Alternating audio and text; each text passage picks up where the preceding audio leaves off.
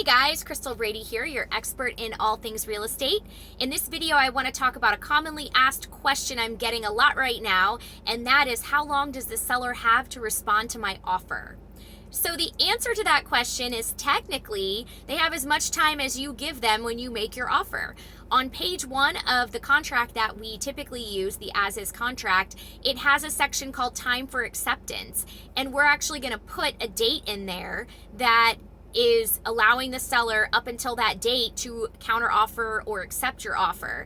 And if that date passes and you don't get a response, then technically the offer is legally withdrawn per the contract at that time. So a lot of times buyers will ask for a 24 or 48 hour response time in that time for acceptance section on the contract. Also, because it's very much a seller's market, many sellers are dictating in the listing up front how much time they would like for a buyer to give them to respond to an offer. So ultimately, it really is up to the buyer and the seller. The buyer can choose when they're writing the contract, the time for acceptance date, and how long they're going to give that seller to respond. If that time passes and the seller still wants to sell it to them and the buyer still wants to buy it, then both parties can move forward with that contract.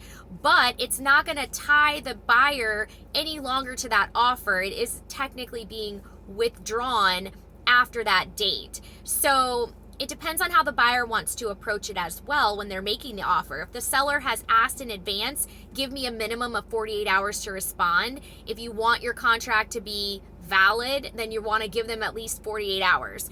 If you are concerned about multiple offers and they're taking too long to respond, then you can try to give them a deadline date, which they may or may not respect. You really can't control sellers in this market right now.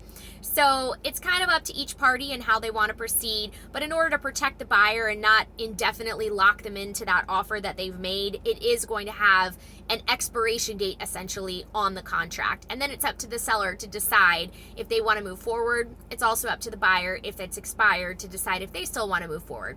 So I hope that kind of clears things up. In this market, on average, I've been seeing sellers take several days to respond to offers, where in the past we were moving much quicker when we were doing offers. We were getting response times from sellers a lot faster. But right now there's so many multiple offers, sellers are allowing time for more offers to come in so they can get their highest and best offers in place.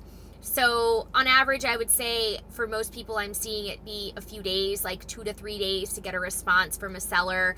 But the buyer's ultimately going to determine on the contract how much time they want to give that seller. Hope that clears things up. Let me know if you have any questions or feel free to comment below. Thanks.